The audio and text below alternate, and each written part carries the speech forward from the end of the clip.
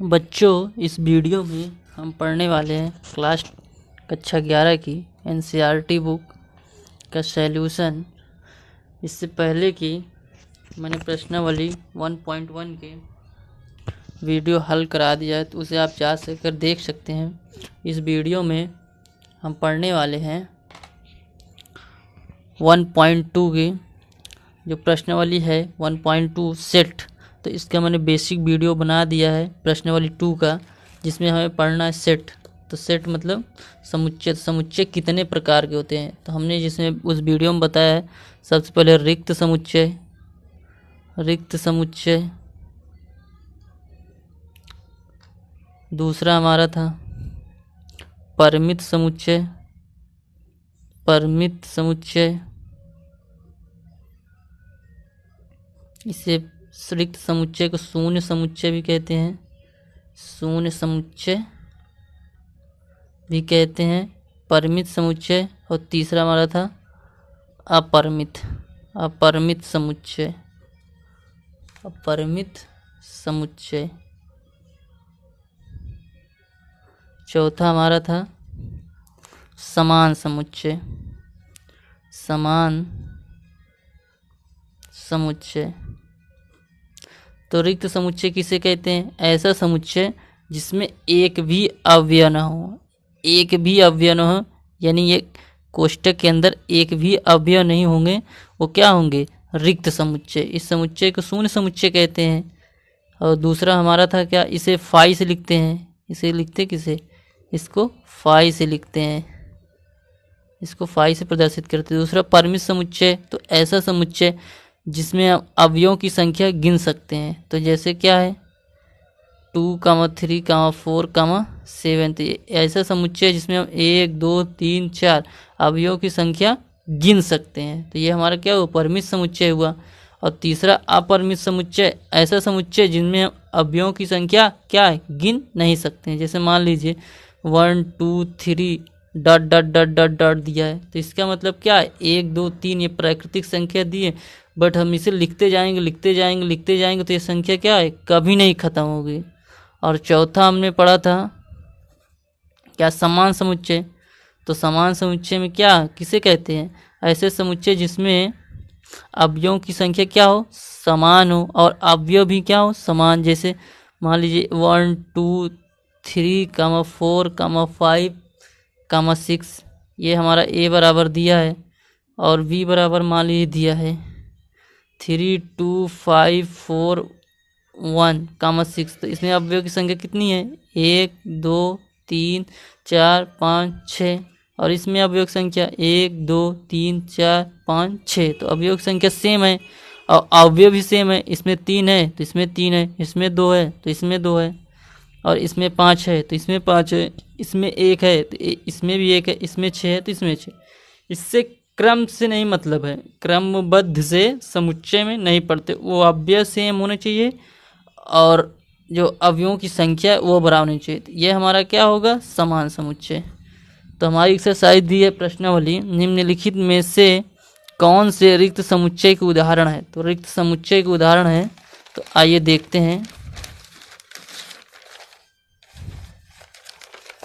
पहला दिया है 2 से भाज्य विषम प्राकृतिक संख्याओं का समुच्चय। 2 से भाज्य, तो पहले हम सवाल को समझेंगे। 2 से भाज्य अर्थात 2 से भाज्य का मतलब 2 से क्या कटनी चाहिए, और संख्या क्या? विषम प्राकृतिक संख्या हो।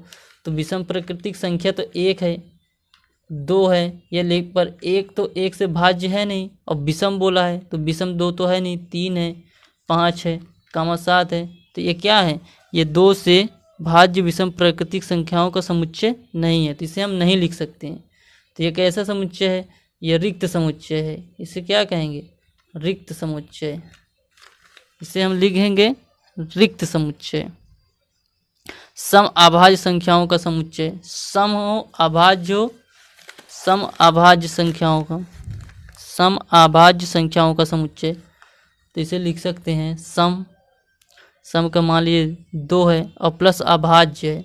तो 2 अभाज्य का मतलब जिसके गुणनखंड केवल 2 हो। तो 2 क्या है? एक प्रकार की अभाज्य संख्या है, क्योंकि ये 1 से कटेगी और 2 से कटेगी, इसलिए क्या है? इसे लिख सकते हैं 1। तो इसके अंदर कितना है, a बराबर 2। तो ये कौन समुच्चय है, ये परिमित समुच्चय है। परिमित समुच्चय क्यों है, क्योंकि हम इसको गिन सकते हैं। तो ये हमारा सेकंड वाला रिक्त समुच्चय का उदाहरण है। तो ये वाला तो है रिक्त समुच्चय बट ये वाला नहीं है।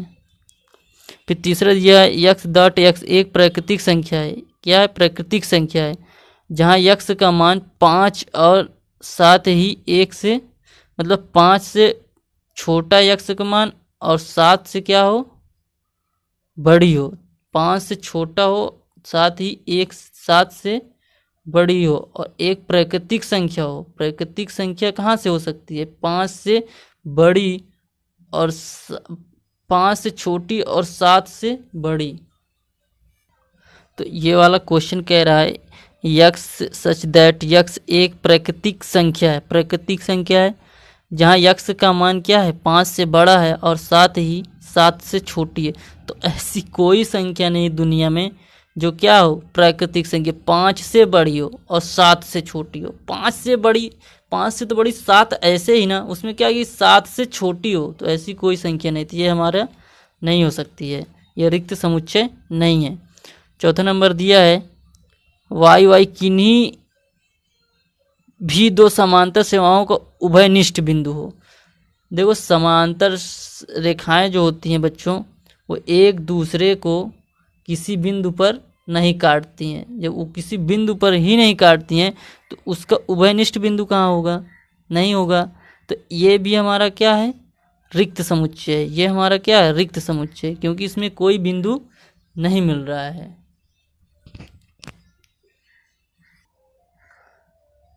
बच्चों हमारा दूसरा क्वेश्चन नंबर, निम्नलिखित समुच्चयों में से कौन सा परिमित और कौन सा अपरिमित समुच्चय है। देखो वर्ष के महीनों का समुच्चय, तो वर्ष के महीनों के समुच्चय निश्चित हैं, 12 महीने होते हैं, इसे हम लिख सकते हैं और गिन भी सकते हैं। तो ये हमारा क्या है, परिमित समुच्चय। तो ये हमारा परिमित समुच्चय, इसे लिखेंगे ये हमारा परिमित समुच्चय है। दूसरा नंबर दिया 1 2 3 डॉट डॉट डॉट दिया है, मतलब ये एक प्राकृतिक संख्या है। प्राकृतिक संख्या है और प्राकृतिक संख्या इसके आगे क्या है, 3 के बाद 4 आएगी, 5 आएगी, 6 आएगी, 7 आएगी, क्या है, निश्चित नहीं है। तो इसे हम गिन नहीं सकते हैं। तो ये कहीं भी तक लिखी जा सकती है। तो ये हमारा क्या होगा, अपरिमित समुच्चय। तीसरा हमारा दिया है 1 2 3, फिर क्या दिया डॉट डॉट डॉट 99 और कमा 100, मतलब 1 2 3। तो ये निश्चित है क्योंकि 1 से पहले कितने तक, 99 तक है और फिर 100 भी दिया है। तो इसका मतलब ये क्या है, परिमित समुच्चय। परिमित समुच्चय को हम गिन सकते हैं। तो 1 2 3 डॉट डॉट डॉट 99 फिर 100, तो ये 100 तक है, तो इसलिए निश्चित है। तो ये हमारा परिमित संख्या।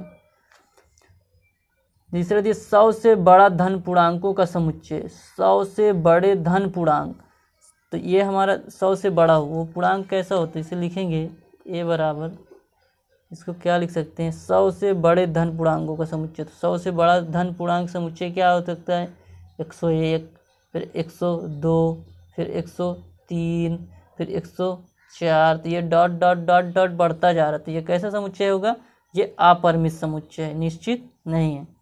इसमें दिया है 5वां नंबर 99 से छोटी अभाज्य पूर्णांकों का समुच्चय। 99 से छोटी, 99 से छोटी क्या हो सकती है, 98।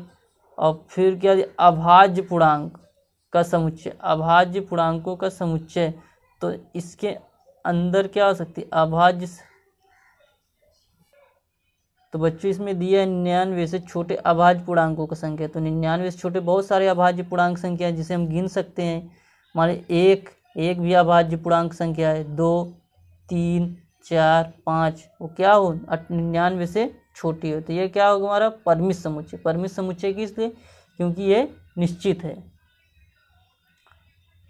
तो बच्चों तीसरा हमारा दिया निम्नलिखित समुच्चयों में से प्रत्येक के लिए बताइए कि कौन परिमित और कौन अपरिमित समुच्चय है। तो यक्स अक्ष के समानांतर रेखा का समुच्चय क्या होगा, यक्स अक्ष के समानांतर हमारा क्या होगा, वाई अक्ष, और वाई अक्ष पर क्या होगा, यक्स डॉट ए कॉमा 0। तो तीसरे में हमें बताना है निम्नलिखित समुच्चयों में से प्रत्येक के लिए बताइए कि कौन अपरिमित है और कौन परिमित समुच्चय। तो परिमित समुच्चय वो जो निश्चित होते हैं, जिनके अवयव की संख्या निश्चित होती है, वो क्या होते हैं, परिमित समुच्चय। जिनके अवयवों की संख्या निश्चित नहीं होती है तो वो क्या है, हमारे अपरिमित समुच्चय। तो पहला दिया x अक्ष के समानांतर रेखाओं का समुच्चय।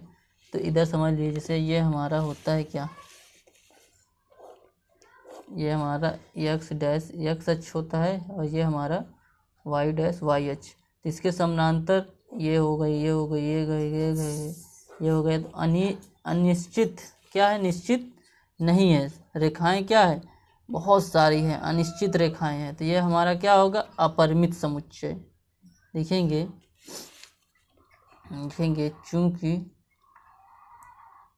चूंकि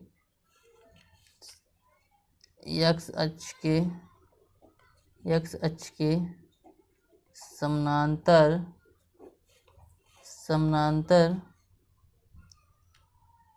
अनेक रेखाएं हैं, इसलिए क्या है, अपरिमित समुच्चय है, अपरिमित समुच्चय है। दूसरा नंबर दिया अंग्रेजी वर्णमाला के अक्षरों का समुच्चय। तो अंग्रेजी वर्णमाला मान लीजिए ए बराबर दिया है, तो अंग्रेजी वर्णमाला हमारे कितने होते हैं, 24। ये निश्चित है, ए बी सी डी ये निश्चित है, कहाँ, जेड तक। तो ये हमारा क्या समुच्चय है, लिखेंगे चूंकि अंग्रेजी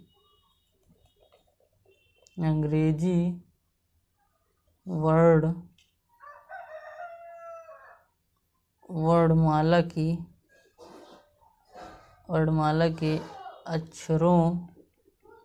अक्षरों की संख्या 24 है, इसलिए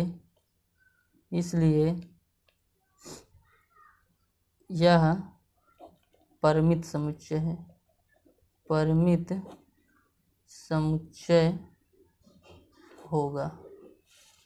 तीसरा हमारा दिया उन संख्याओं का समुच्चय जो 5 के गुणज हैं। 5 के गुणज का मतलब क्या हुआ, जैसे 5 एकम 5, 5 दूना 10, 5 तीन 15, 5 चौको 20। इसी तरह क्या है, बहुत सारे हैं, 15 50 11, जैसे जैसे करते जाएंगे तो बहुत सारे गुणज आएंगे। तो लिखेंगे चूँकि उन 5 के अनेक गुणज हैं, इसलिए क्या होगा, यह अपरिमित समुच्चय है, अपरिमित समुच्चय होगा। छठवां दिया है पृथ्वी पर रहने वाले जानवरों का समुच्चय। तो पृथ्वी पर रहने वाले जानवरों का समुच्चय क्या है, तो लिखेंगे चूंकि पृथ्वी पर रहने वाले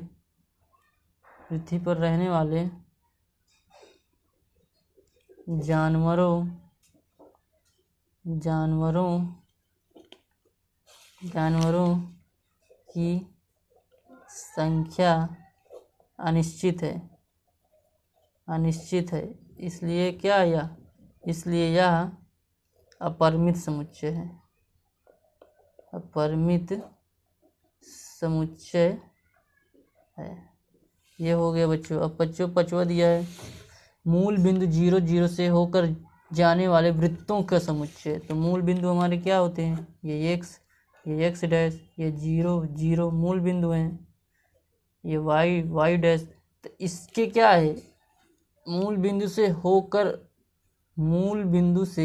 होकर जाने वाले, तो मूल बिंदु यहाँ है, तो यहाँ इससे होकर जाने वाले अनेक वृत्त हैं। ये हो गया, ये हो गया, ये हो गया, ये हो गया, ये हो गया। लिखेंगे चूंकि मूल बिंदु से होकर जाने वाले वृत्तों की संख्या अनिश्चित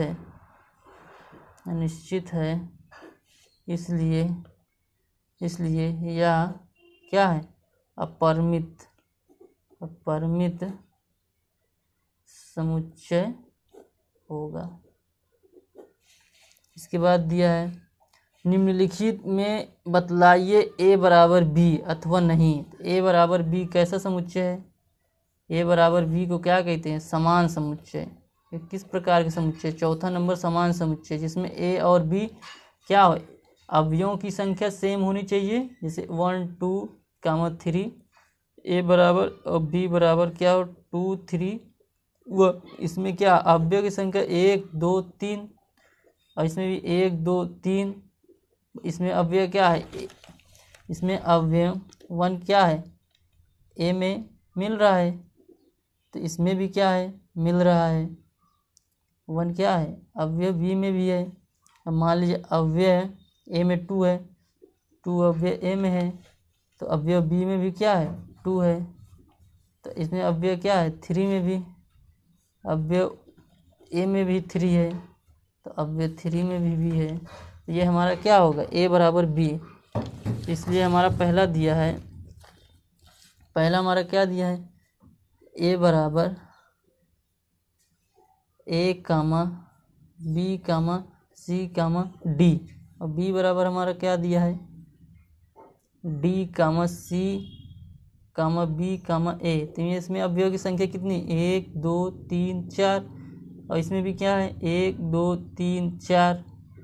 इसमें ए समुच्चय किसमें? ए में है। इसमें भी क्या है? ए में है। तो ए समुच्चय बी में भी है, समुच्चय ए में भी है। बी किसमें? समुच्चय ए में है, तो बी भी क्या है? समुच्चय बी में भी क्या है? समुच्चय बी है। इसमें भी समुच्चय सी में ए है, इसमें भी समुच्चय क्या? सी बी में है। इसमें समुच्चय डी ए में है, इसमें भी समुच्चय क्या है? डी क्या है? समुच्चय बी में है। तो यह क्या होगा हमारा? समान समुच्चय। तो ए बराबर बी, यह क्या होगा? समान समुच्चय, समान समुच्चय होगा।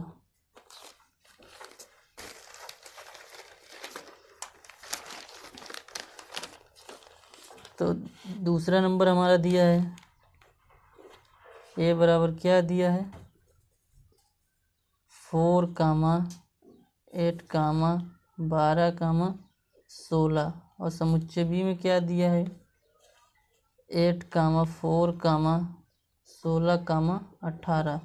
इसमें अवयव की संख्या देखेंगे 1 2 3 4, और इसमें भी क्या? 1 2 3 4। इसमें भी अवयव संख्या है। इसमें अवयव 4 ए में है, और इसमें भी क्या है? 4 समुच्चय बी में भी है।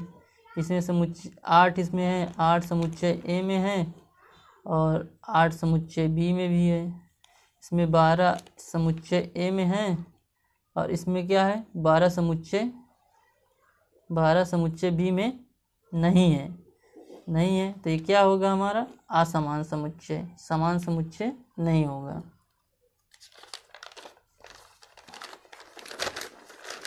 आइए देखते हैं आगे।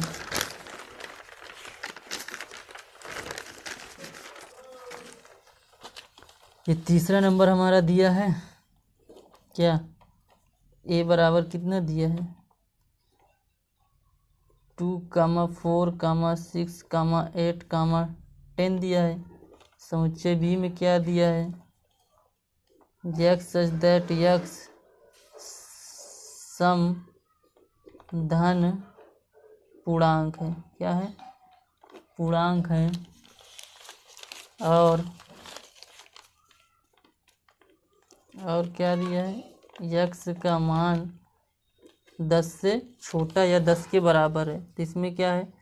समधन पूर्णांक है, तो समधन पूर्णांक क्या हो सकते हैं? हम इसे लिख सकते हैं b बराबर 2 4 6 8 10, और a बराबर हमारा क्या दिया है? 2 4 6 8 10। 1 2 3 4 5, तो अवयव संख्या इसमें 5 है, और इसमें कितनी? 1 2 3 4 5, तो इसमें भी 5 है। और इसमें समुच्चय ए में भी है, समुच्चय ए में भी है, समुच्चय बी में भी 4 है, समुच्चय बी में भी 4 है, समुच्चय ए में 6 है, समुच्चय ए में 6 है, समुच्चय ए में 8 है, समुच्चय ए में, तो ये मिल रहा है। तो ये हमारा क्या होगा? समान समुच्चय होगा। तो समझ में आ गया होगा बच्चों। तो देखते हैं ये वाला, इसमें क्या दिया है? x एक 10 का गुणज है। तो 10 का गुणज का मतलब क्या है? जो 10 से कट रहा है, तो 10 से क्या होगा? 2 से कट रहा है, 2 के पहाड़ से कट रहा है, 1 से कट रहा है, और किससे कट रहा है? तो 10 की गुणज क्या होगी? 2, 1, 5, 10। और बी में क्या दिया है? 10 गुणज 15 गुणा 20 गुणा 25 गुणा 30, कमा dot dot dot dot dot अनेक है। तो ये क्या है? ए बराबर बी नहीं है, ए बराबर बी नहीं है। तो ये हमारा क्या? समान समुच्चय नहीं है। तो ये हमारा कैसा समुच्चय है? अपरिमित, अपरिमित समुच्चय होगा। 5वां नंबर दिया है क्वेश्चन हमारा, क्या निम्नलिखित समुच्चय युग्म समान है और कारण सहित बताइए। तो ए वाला हमारा दिया है बिंदु क्या है? ए बराबर 2, 3 और बी बराबर दिया है ये समीकरण x² + 5x + 6। तो इसे हल करेंगे, कितना दिया है? x² + 5x तो +6। तो हल करेंगे तो क्या होगा इसके लिए?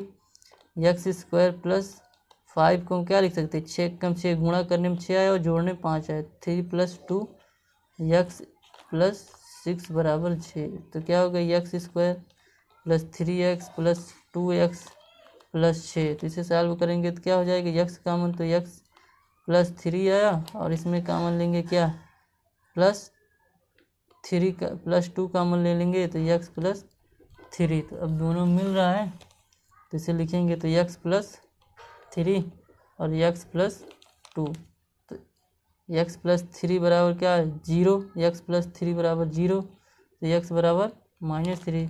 x + 2 बराबर 0 तो x बराबर -2। तो इसके बिंदु क्या है? -3, -2।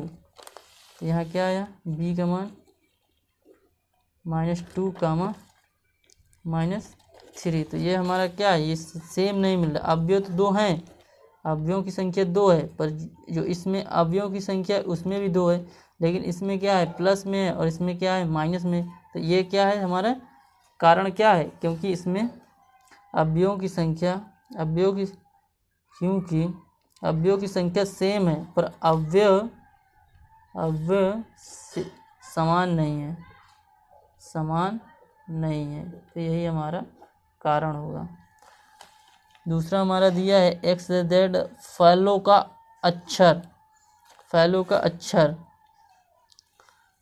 अक्षर क्या होगा?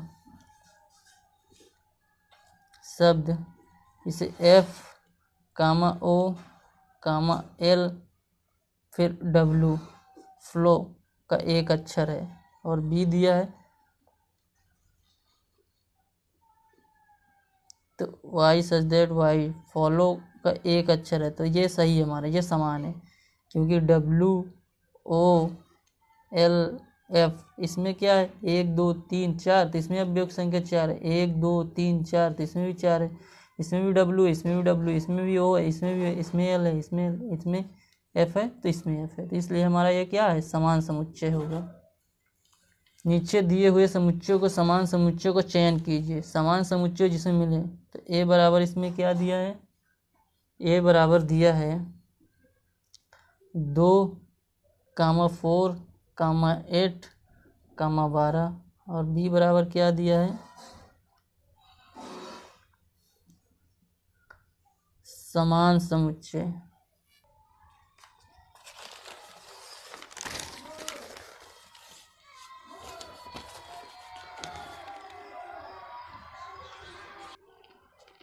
तो इसमें दिया है बच्चे, नीचे दिए हुए समुच्चयों को समान समुच्चय का चयन कीजिए। तो समान समुच्चय किसे मिल रहा है? इसमें देखेंगे तो 2, 4, 8, 12 है। इसमें 1 2 3 4 है, नहीं मिल रहा है। इसमें भी नहीं मिल रहा है, इसमें भी नहीं मिल रहा है। इसमें ये ई वाला मिल रहा है। किसमें?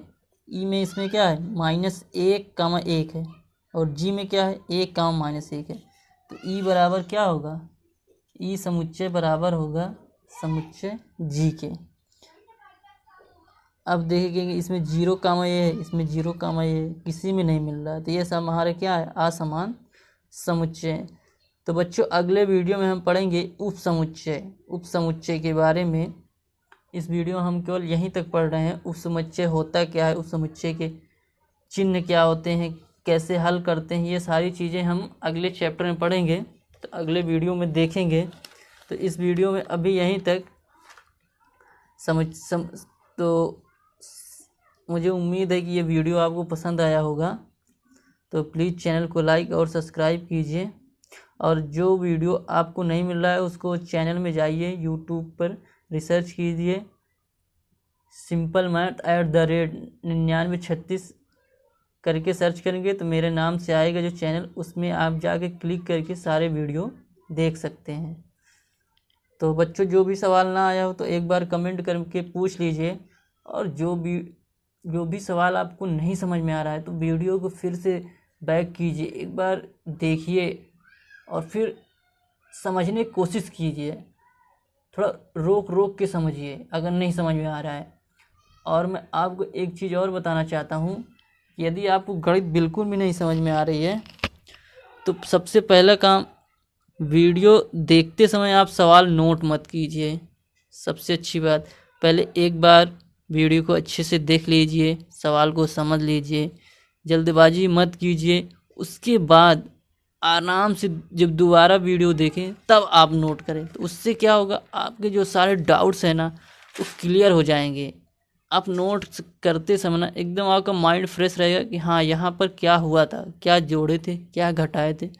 और गणित को सरल करने के लिए सबसे पहले तो गणित के जो क्वेश्चन दिए रहते हैं ना उन्हें बहुत ही ध्यान से पढ़िए, क्योंकि क्वेश्चनों में ही आंसर छिपा होता है। कभी कभी क्या करते हैं हम, जल्दबाजी में क्वेश्चन तो पढ़ लेते हैं पर उसको समझ नहीं पाते, और जब हल करना शुरू कर देते हैं तो हमारा सवाल क्या हो जाता है, गलत हो जाता है। इसलिए आप पहले सवाल को ध्यान से पढ़िए, समझिए, उसके बाद सवाल हल कर दीजिए, ताकि आपको किसी प्रकार की कोई दिक्कत ना हो। मुझे उम्मीद है कि आप लोग ऐसा करेंगे, और जब करेंगे तो आपके अंदर धीरे धीरे ऐसे परिवर्तन आएगा। तो गणित को सरल और सिंपल सीखने के लिए मेरे चैनल को सब्सक्राइब कीजिए, वीडियो को लाइक कीजिए और शेयर कर दीजिए अपने सारे दोस्तों के पढ़ने वाले बच्चों। मेरा एक ही मकसद है कि आपको सरल तरीके से मैथ सिखाई जाए।